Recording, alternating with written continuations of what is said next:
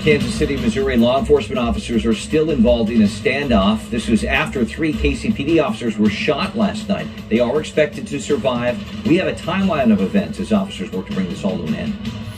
That right there is giving us all, a sigh of relief, especially what has occurred over the past week. Last night's shootings come just 1 week after KCPD laid one of its own to rest. We'll share a reaction coming in from city leaders as the community just tries to process this latest trauma.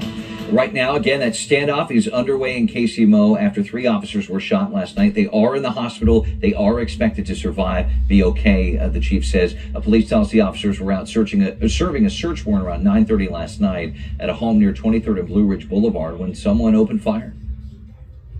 2 KCPD officers have been shot.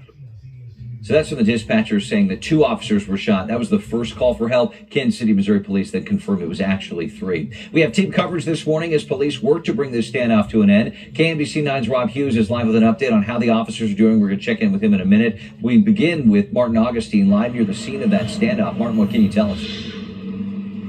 Well, a SWAT team from the Missouri State Highway Patrol now has this house surrounded, a house that's a few blocks to the north of where we are here at Blue Ridge and Westport Road, where Independence and Kansas City come together. This is not the first SWAT team change out that's happened here after the initial gunfire that wounded those members of the Kansas City, Missouri Police SWAT team. Independence Police SWAT team came in to relieve that crew. The Missouri State Highway Patrol coming in just a few minutes ago to take their turn here. One thing that the Missouri State Highway Patrol was careful to say is that nothing has changed in the situation, despite the fact that their team is now in place. 2 people surrendered out of that house to police somewhere in the neighborhood of 4 o'clock this morning. The trick right now for police is trying to figure out how many more people are inside. The working theory before those 2 people surrendered was that there were 4 in the house, but that is just a guess at this point.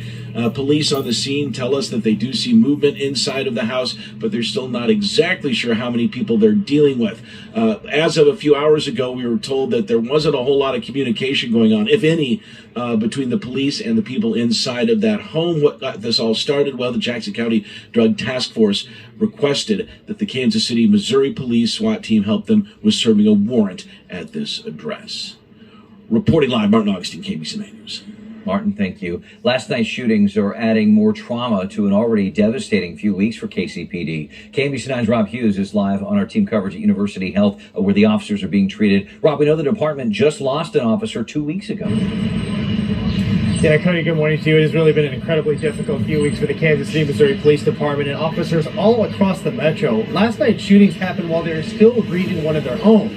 A week ago today, KCPD and the community say goodbye to Officer James Mulbauer. Now, he was a 20-year veteran of the department, killed in a car crash while on duty. The crash also killed his canine partner, Champ, and another man walking in the street, Jesse Eckes. Mulbauer was the first Kansas City police officer to die in the line of duty in more than 20 years. Now, Police Chief Stacey Graves says that they are all hurting, but they are grateful that these 3 officers are alive. It's been more than an awful week, but what I'm seeing here tonight, our officers are okay considering the circumstances. Like, some of their injuries may last far beyond today, but they're here with us. They looked at me in the face. We had conversations. I thank them for being here, and I thank them for the fact that I can have a conversation with them. Also, Mayor Quint Lucas was up tweeting about the shooting last night, saying, quote, "We have been reminded too much lately in Kansas City how dangerous police work can be. I am praying for a full recovery for our 3 officers and that everyone on duty gets home to their families safe." And Chief Graves also says the department has been getting a lot of support from local law enforcement agencies. We're live on Hospital Hill. I'm Rob.